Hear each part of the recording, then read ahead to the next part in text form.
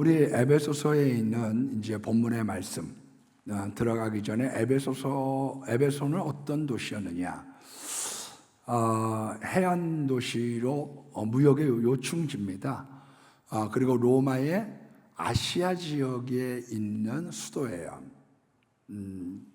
1세기 인구가 약 2억 명 정도 됐던 것을 보면 50만 정도는 상당한 수의 규모 있는 도시라고 말씀드릴 수가 있습니다.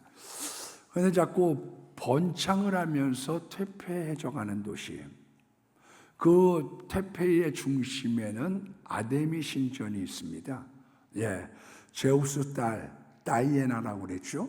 그 다이애나, 그 아데미 신상을 사람들이 숭배를 하는데 지금은 흔적이 거의 사라졌지만 애당초의 크기는 축구장 넓이만한 대리석 위에 127개의 20m 높이의 기둥 위에 세워진 큰 신전이었다고 하는데 지금은 옛터만 남아져 있고 모형만이 남아져 있습니다. 그와 같은 불가사의한 그런 신전에 사람들이 경배를 하러 오면서 에베소 사람들은 거기에 있는 물품, 기념품 같은 것을 판매하면서 소득을 얻고 살게 됐던 거죠. 그런데 이 에베소 지방의 사도 바울이 3년을 복음을 증거하면서 이방인들, 에베소 사람들이 예수 믿는 사람들이 많아지다 보니 거기에 이제 여러 가지 문제점들이 발생을 하기 시작했습니다. 그래서 이 물품을 팔던 에베소 사람들이 사도행전 19장의 말씀에 보면 저 사람들이 듣지도 보지도 못한 도를 전한다 해서 데메드리오를 중심으로 바울과 그 일행을 공박하고 법정에 넘기는 그런 소동의 모습을 보게 됩니다.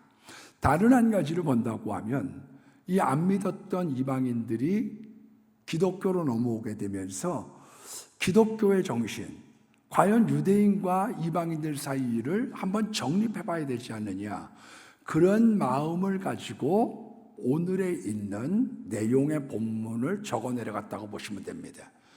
도대체 유대인이란 뭐냐? 그리고 우리들은 그들과의 관계 속에서 뭐냐? 그걸 사도 바울이 규명하려고 했던 거죠. 이스라엘 사람들은 자기들이 선민이라고 생각했습니다. 한마디로 엘리트 민족이다. 왜? 모세로부터 율법을 받았기 때문이고, 다른 한 가지는 할례를 받은 민족으로 하나님의 언약이 자기의 살 속에 있다고 생각했기 때문이에요. 우리는 하나님과 약속이 있는 사람이다. 언약된 민족, 그리고 율법을 받은 그런 구별되고 특별한 민족이라고 생각을 했던 것이요. 왜 하나님께서 이스라엘을 선민, 특별한 민족으로 삼으셨느냐? 첫 번째 이유는 하나님의 존재를 증명하기 위해서. 홍해를 갈랐다. 상천하지 하나님이시다. 이런 놀라운 일이 있을 수 있겠느냐? 하나님을 높이기 위한. 두 번째로는 성경을 기록하기 위해서. 세 번째로는 유대인을 통하여 메시아를 보내기 위해서죠. 그래서 예수님은 유대인이셨어요. 네 번째는 이 세상 사람들에게 어떻게 구별되게 살아가야지 되느냐에 대한 롤 모델을 제시하고 싶으셨던 거죠. 구별된다, 세상과 다르게 살아간다라고 하는 건 뭐냐? 그런 구별된 민족으로서의 샘플, 그것이 유대인이었던 것입니다. 그런데 유대인들이 점차적으로 예수님하고 반목하고 사이가 안 좋게 됩니다. 그 첫 번째 이유가 뭐냐면은 예수님의 율법을 파기하는 거예요. 모세의 율법, 모세로부터 들었던 구전, 자기들이 알고 있었던 탈무드에 대한 여러 가지 조항들을, 특별히 안식일 조항들을 깨기 시작하는 거죠. 안식일에 병을 고치시는 거예요. 그러니까 유대인들이 아니 6일날이 딴 날이 있는데 왜 하필이면 이 안식일날 병을 고치느냐? 그랬더니 예수님께서 소가 웅덩이에 빠졌는데 지금 건져내야 되지 않겠느냐? 너희들은 율법을 얘기하지만 나는 사랑의 정신, 인애가 중요해. 그걸 말씀하고 있는 거죠. 요한복음 5장에 보면 38년 된 병자를 고치셨습니다. 그리고 5장 9절에 이날은 안식일이니, 왜? 안식일에 대한 논쟁, 예수님이 허물고 싶었던 선민의식, 그리고 거기에 대한 벽을 허물기 시작했기 때문에 반목하기 시작했던 거죠. 마태복음 12장에도 보면 제자들이 배가 고파서 밀밭을 지날 때 이삭을 잘라서 먹습니다. 왜 안식일날 일하느냐? 그랬더니 예수님께서 난 안식일의 주인이야. 내가 원하는 건 자비지. 너희들이 말하는 율법의 조항들이 아니야. 자비의 정신, 사랑의 정신, 그거를 말씀한 거죠. 이게 유대인들하고의 충돌이 일어나기 시작했습니다. 그래서 예수님은 형식적으로 흐르고 있는 바리새인들을 비난하기 시작했고, 그것을 사도 바울은 로마서 2장 21절로 23절의 말씀에 보면 조금 더 구체화되어져서 우리들에게 설명하고 있었던 거죠. 너희들이 도둑질하지 말라고 하면서 어떻게 도둑질하고, 음행을 하지 말라고 하면서 너희들이 먼저 음행하고, 너희들이 우상 숭배하지 말라고 하면서 신전 물건을 왜 도둑질하느냐, 왜 이율배반적으로 사느냐, 그 혼란의 내용들이 지금 유대인과 예수님 사이에 있으면서 틈이 벌어지기 시작했던 거죠. 그 결정타가 됐던 사건이 뭐냐? 마태복음 27장 24절로 25절의 말씀이죠. 예수님을 십자가형에 처하게 될 때 빌라도가 24절에 이렇게 얘기합니다. 손을 씻으면서 나는 이 사람의 죄에 무죄하다. 나하고는 상관없어. 난 손 씻었어. 이제 모든 책임은 여러분들 거야. 그랬더니 25절에 이스라엘 백성들이 아뢰되 그 피를 우리와 우리 자손에게 돌리소서. 그 이후에 유대인들이 가지고 당했던 이 엄청난 박해는 이루 말할 수가 없습니다. AD 90년에 예루살렘 성전이 몰락을 하게 될 때 사람들이 얼마나 배가 고팠는지 요세푸스의 글에 의하면 부모가 자식을 잡아먹었다. 우리들이 이제 글라디에이터라고 하는 영화에서 보면 나오는 콜로세움이라고 하는 원형 경기장이 있지 않습니까? 그런데 거기에 배경이 되는 콜로세움을 누가 만들었느냐?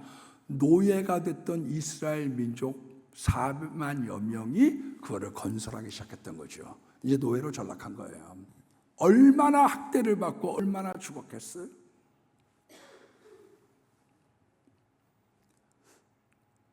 장가게 어디 갔다 오셨어요? 그랬더니 우리 교인이 저번 주에 왜 나오셨어요? 그랬더니 장가게 다녀왔어요.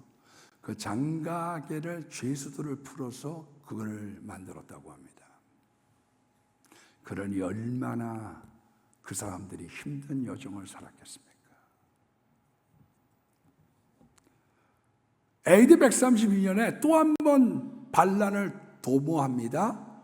하드리안 황제가 985개 성읍을 초토화하고 58만 명을 학살했습니다.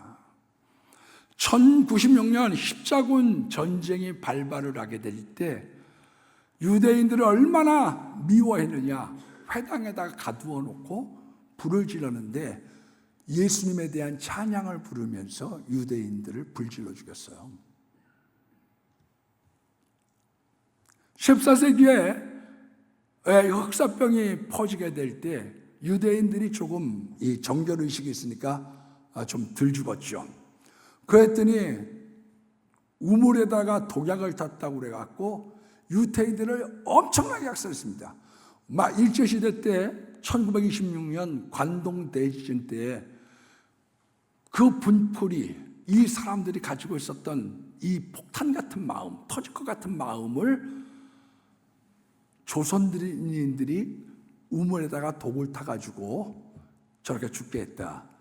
그렇게 부추겼던 것처럼 똑같은 사건들이 흑사병이 생길 때 그 분통 터지는 마음, 그 억울하고 화난 것을 유대인들에게 화풀이했던 것이요. 17세기에 러시아와 폴란드, 지금같이 폴란드가 작은 나라가 아닙니다. 폴란드가 큰 나라죠. 그때 40만 명이 살상을 당했어요. 죽음을 당했습니다. 우리가 잘 알고 있는 2차 대전 600만 명이 죽었습니다마는 그 영상을 보면 이스라엘 사람들이 분노가 사그라들지 않을 거다. 110만 명이 아우슈비츠에서 죽었지만 600만이라는 숫자는 전체 이스라엘 민족의 60%, 그 중에 130만 명이 어린아이들, 폴란드 같은 데에는 60만 명이 굶어 죽었습니다. 굶어 죽었어요. 밥을 요만큼만 주니까요. 그러니까 유대인들은 사는 길이 뭐라고 생각하느냐? 돈이 왔다야. 그래서 셰익스피어의 베니스의 상인에서 이 허벅지, 돈을 안 갚을 거면 허벅지를 잘라, 그렇게 얘기했던 이유가 어디 있느냐? 피도 눈물도 없는 것, 돈 뺏기는 의지할 데가 없어. 우리 돈 없으면 죽는 민족이야. 거기에 대한 뿌리 깊은 원한이 자리 잡기 시작했던 거죠. 그래서 2차 대전이 발발했을 때 유대인을 죽였던 여러 가지 학설들이 있습니다만은 그 중에 하나가 1차 대전이 끝나고 전쟁 보상금으로 허덕일 때 독일에 재건을 하고 싶은데 금융을 유대인들이 붙잡고 있는 거죠. 은행의 50%를 유대인들이 붙잡고 있는데 말을 듣지 않는 것에 대한 그것을 학살로 착실하게 시작했다는 이론들이 있는 거지요. 우리가 이걸 염두에 두고 조금 거슬러 올라가서 1차 대전 때 어땠느냐? 영국이 불리했습니다. 그런데 유대인들이 돈을 지원을 하고 물자를 지원하고 이 폭탄을 만드는 법을 가르쳐주기 시작했어요. 신선을 많이 줬죠. 거기에 벨푸아 선언, 우리가 잘 알고 있고 유명한 벨푸아 선언합니다. 내가 너희들 독립시켜줄게.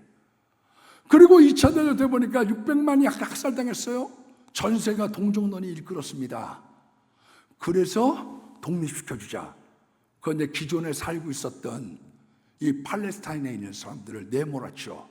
한마디로 우리로 따지면 강원도 두메산골로 내몰다 보니까 거기에 대한 싸움에 그치지 않았던 거죠. 이를 악물고 싸우니까요. 65만 명하고 3,500만이 싸워도 못 이기는 거예요. 600만하고 3억 명이 싸워도 못 이기는 거예요. 왜?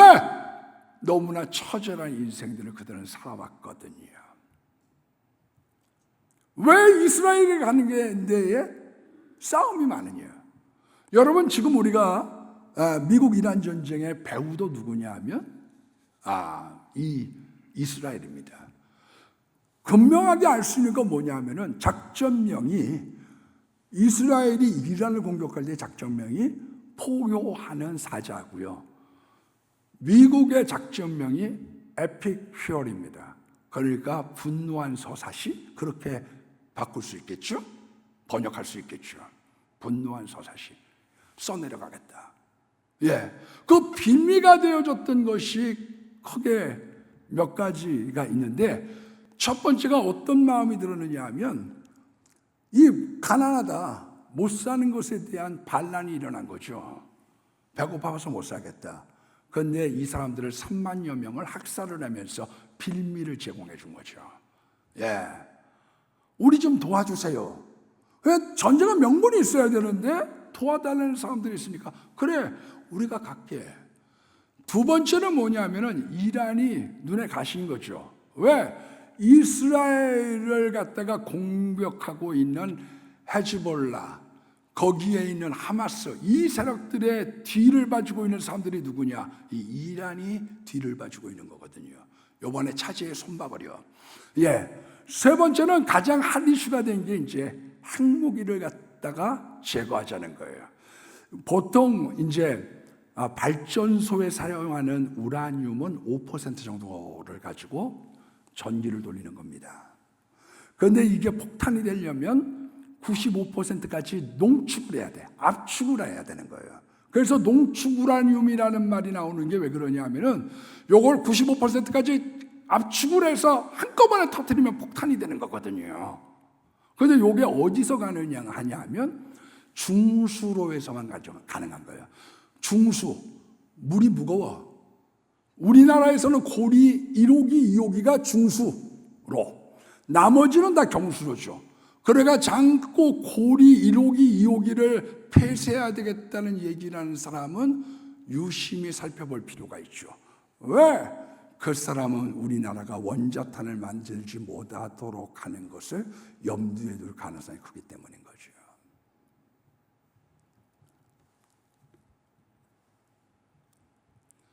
이 핵 문제를 가지고 지금 붙잡기 시작한 거예요. 그리고 중국을 고립시키고 싶어 합니다. 내가 너무 길까 봐 설명을 약하고, 이제 미국 줄 세우기에 나서고 있는 거예요. 예. 옛날 같이 우리가 좋은 일하고 호구소리 이제 안 듣겠어. 경찰 얘기하고 뒤통수에다가 욕 먹는 거 이제나 그거 안 해. 그런데 이 배후에 누가 있느냐? 유대인이 있는 거예요.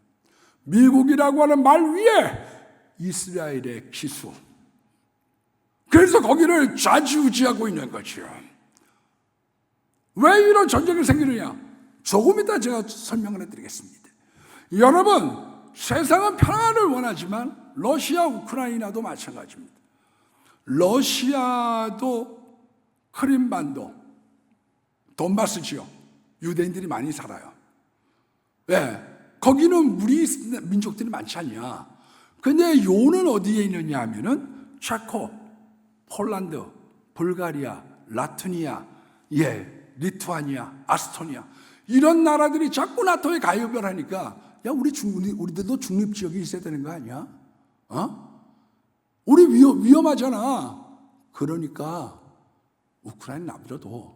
그런데 존 바이든이 거절하면서 그 다음날 침략을 한 거죠.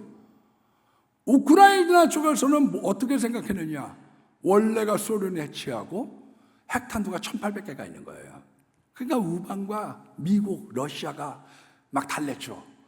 너희들 요거 포기하면 우리가 경제 지원해 줄게. 우리가 너희들 보호해 줄게. 그런데 막상 크림반도 뺏기니까 부다페스트 선언, 그건 휴지조각에 지나지 않죠.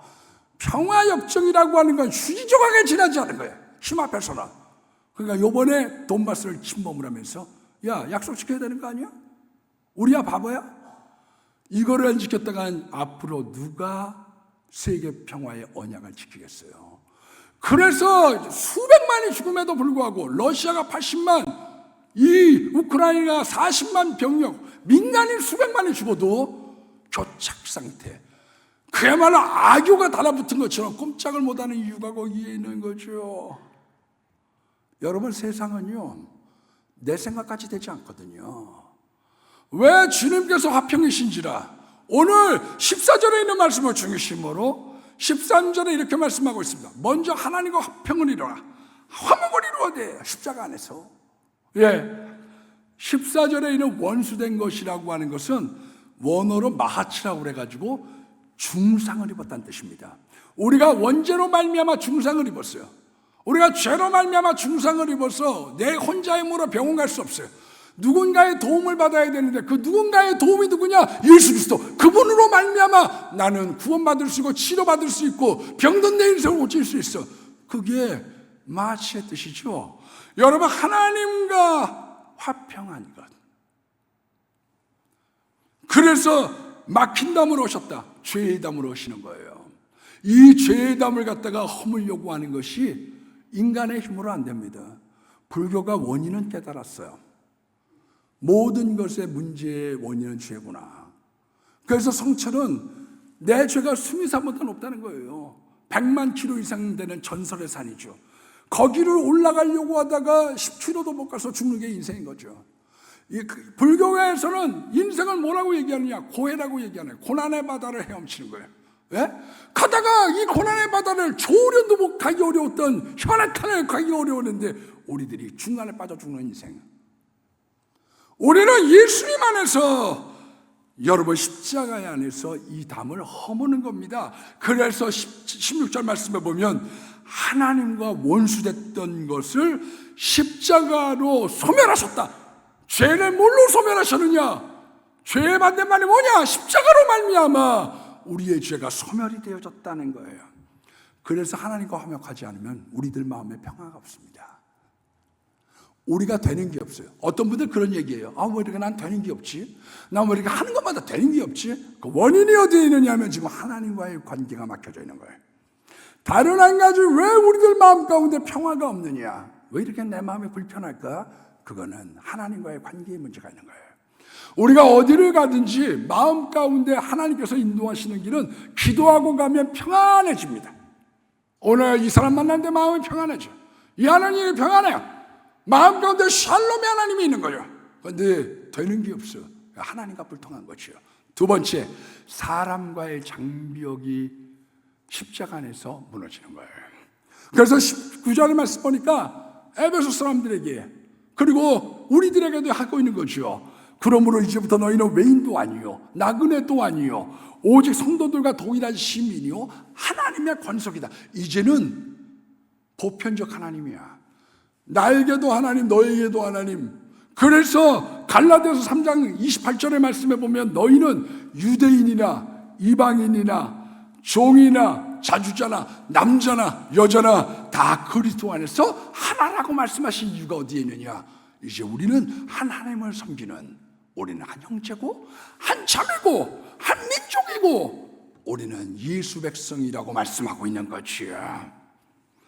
과거에 이스라엘 사람들, 유대 사람들은 이 이방인들에 대해서, 외인, 나그네에 대해서 어떻게 생각했느냐? 지옥의 땔감이라고 생각했고, 우리들이 잘못 갈 때 때리는 부직갱이라, 막대기로 생각한 거예요. 그래서 이런 사람들이 예수님 안에서 어떻게 되느냐? 이사야서 19장 24절 말씀처럼 그날에는 예수님이 우리에게 임하셨을 때 이스라엘이 애굽과 아수르로 더불어 이 셋이 온 세계에 복이 되는 거예요. 이스라엘만 복이 아닙니다. 애굽, 아수르, 우리 모두에게 예수님은 복이 되시고 구원이 되신다고 성경은 말씀하고 있는 거지. 그래서 예수님 이전에는요, 이방인들이 성전에 들어가면 돌 던지는 거예요. 예, 이 개가 왜 여기 들어와? 그래서 못 들어오게 하는 거죠. 이방인 애들, 니들은 거기까지만 있어. 여기는 얼씬하지 마. 그래서 이스라엘은 뭐냐? 우리는 특별한 민족이고 너희는 개다. 그렇게 생각을 한 거죠. 그래서 마태복음 15장 26절에도 예수님이 유대인의 생각을 가지고 한번 표현을 하셨죠. 수로보니게 이방 여인이 와서 내 딸이 귀신 들려 이렇게 됐습니다. 좀 고쳐주세요. 그랬더니 자녀에게 줄 적을 개에게 던지심이 마땅하지 아니하다. 왜? 유대인들은 자녀고 너희들은 개야. 그런데 이것을 예수님께서 하나님과의 담을 허무시고 인간과의 담을 허물으셨던 거죠. 여러분, 그래서 유대인들이 이방인을 개치고 했기 때문에 베드로가 고넬료 집에 들어갔을 때 갔다 오고 난 것을 유대인들이 비난한 겁니다. 아니, 왜 유대인이 이방인 고넬료의 가정에 가느냐? 거기에 대해서 내게 이런 환상이 있었다. 내 발 달린 집에서 돼지고기, 닭고기 거기에 있는 오징어 먹어도 상관없다고 하신 거야. 하나님의 뜻이 우리에게 이방인을 향한 우리의 유대인의 벽을 허물란 뜻 아닙니까? 그렇게 얘기하게 된 거죠. 여러분, 왜 갈라디아서 2장에 베드로와 바울과 여러 이방인들이 식사를 하고 있는데 갑자기 식사하는 도중에 골수분 자, 이 야고보 사람들이 들어오니까 슬그머니 베드로가 자리를 피하려고 하죠. 그때 당신 왜 식하시오? 면책했다. 앞에서 한 말을 하죠. 유대인으로서 유대인답게 살지 못하면서 어떻게 하여 이방인들로 하여금 유대인처럼 살게 하려고 하느냐? 왜 당신 이렇게 외식을 하느냐? 면책한 이유가 어디 있느냐? 그 사람들에게 있어서의 담을 허물기 싶었던 겁니다. 그래서 베드로는 담을 허물고 사도 바울이라고 하는 사람은 그 열려진 이 무너진 담을 향해서 세상을 향해서 뻗어가 예수 그리스도의 평화의 복음, 구원의 복음, 생명의 복음을 증거할 수 있도록 하신 겁니다. 여러분, 마태복음 1장에도 보면 이방인 여자가 3명 나옵니다. 이방인에게 원칙이 있어요. 누가 유대인이냐? 어머니가 유대인이어야 유대인이야. 아버지가 유대인이고 어머니가 이방인이면 이방인입니다. 그런데 예수님의 족보에 어머니가 유대인인 사람이 3명 나오죠. 다말, 라합, 룻. 밧세바는 이방인하고 결혼한 유대인이지 그 여자는 이방인은 아니죠. 그 3명의 사람들을 갖다가 쏘는 이유가 어디에 있느냐? 예수님의 조상들 속에 이미 이방인의 피가 들어와서 그 사실로 말미암아 우리는 한 형제가 되고 예수님 안에서 구원받은 하나님의 백성이 됐다고 하는 것을 우리들에게 말씀하고 있는 거 아닙니까? 여러분, 이제는 우리는 예수님 안에서 하나인 거예요.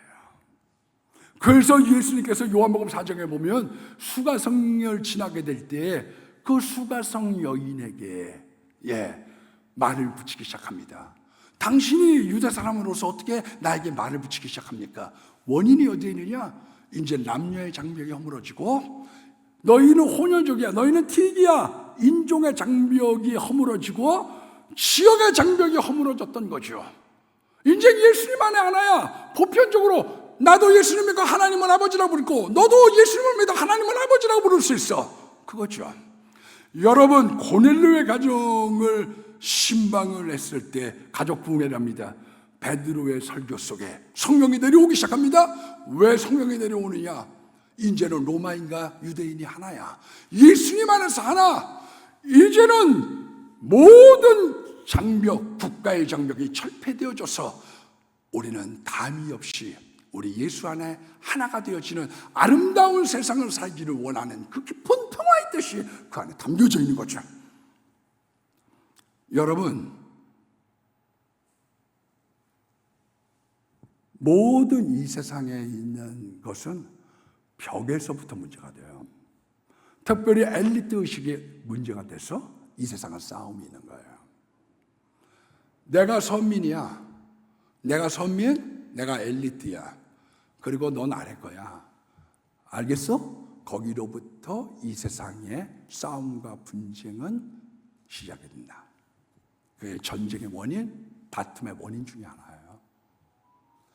예를 들어볼까요? 프랑스 대혁명이 왜 일어나게 되느냐? 루이 16세에게 빵을 달라.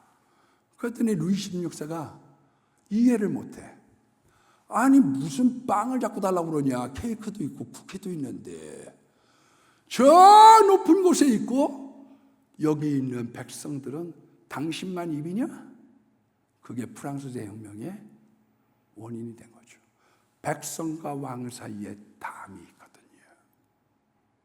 볼셰비키 혁명이 일어난 이유가 어디에 있느냐? 여러 가지 중에 사제가 금옷을 입어 금 의자에 앉았습니다. 백성들은 굶어 죽고 있는데 그걸 들이받은 거죠. 사제와 백성들, 하늘과 땅, 위와 아래, 높고 낮음, 우리는 선민이야. 선택된 백성에 대한 자부심, 그것이 평민으로 하여금 들이받게 된 거죠. 게르 2차 세계대전, 게르만이 최고라는 거예요. 일본 사람들은 우리가 최고라는 거예요. 이 열등한 민족을 우리들이 일깨워줘야지 되겠다.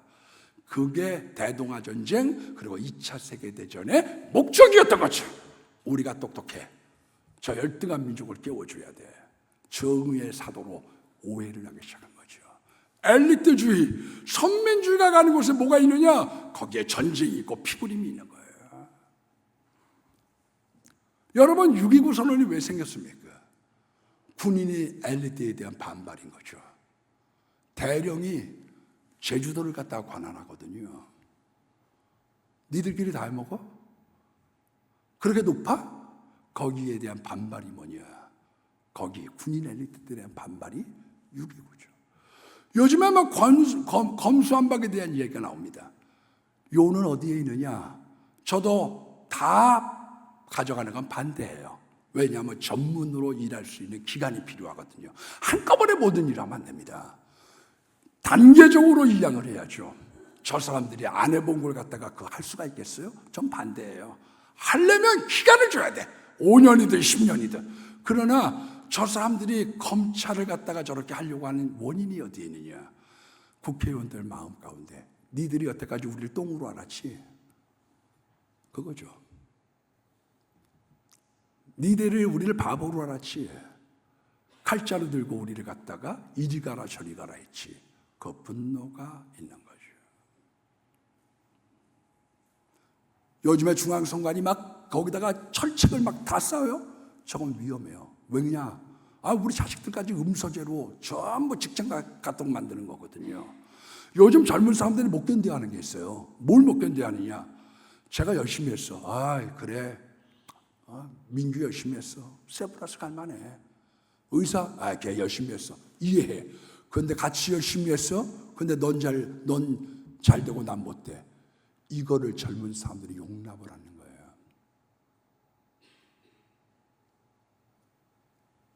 이거는 시대마다 용납을 하는 거예요. 네가 뭔데? 너는 놀고 먹으면서 잘 되고 나는 안 돼? 거기에 반란의 요소들이 생기는 거죠.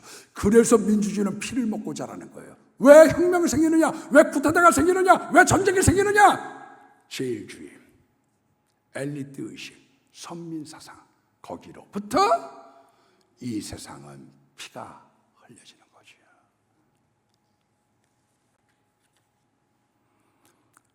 분쟁의 원인은 첫 번째는 죄고 두 번째는요, 차별이에요. 엘리트주의, 선민의식.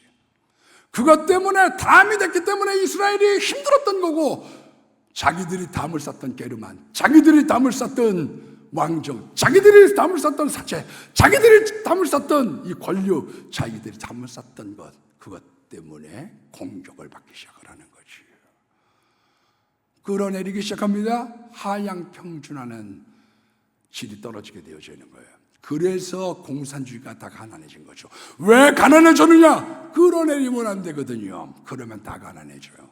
유럽의 원인이 어디에 있느냐? 68혁명. 니들이 무슨 솔로몬 너 파리 대학 나온 사람만 다냐? 끌어내려. 이제 1대학, 2대학 우리 평준화해. 그런데 그러고 나니까 똑똑한 사람이 될 선이 없는 거죠. 왜 기독교의 정신, 기독교의 사상이 중요하냐? 왜 평화에 중요하냐? 왜 하향 평준화가 안 되면서 중요하냐? 너희들은 임의로 주관하려고 하거니와 나는 그렇지 아니하니 내가 섬김의 정신, 내가 인카네이션 높은 보좌로부터 내려왔던 이 겸손의 정신, 너희는 이 마음을 배우라. 나보다 남을 낮게 여겨. 개돼지라고 생각하지 마. 저걸 아래 것이라고 생각하지 마. 거기로부터 분쟁이 있는 거야. 유오디아와 순두개야. 왜 싸움이 있는 줄 알아? 내가 너한테 꿀릴 게 뭐가 있어? 넌 내 아래야. 거기로부터 싸움이 있는 거야. 그래서 예수님이 유오디아고 이 순두개에게 부탁했던 거죠. 모든 싸움의 원인이 어디에 있느냐? 평등의 정신으로부터 위배됐기 때문에, 보편적 하나님으로부터 멀어졌기 때문에 거기로부터 싸움이 있는 거예요. 오늘 여러분, 이스라엘이 타민족을 개돼지라고 생각하는 거예요. 왜 거기가 공격을 받고 왜 가는 데마다 분쟁이 생기느냐? 그리스도의 정신, 막힌 담을 허는 겁니다. 우리가 그리스도 안에서 한 형제가 되고 자매가 될 때 진정한 평화가 이루어질 겁니다.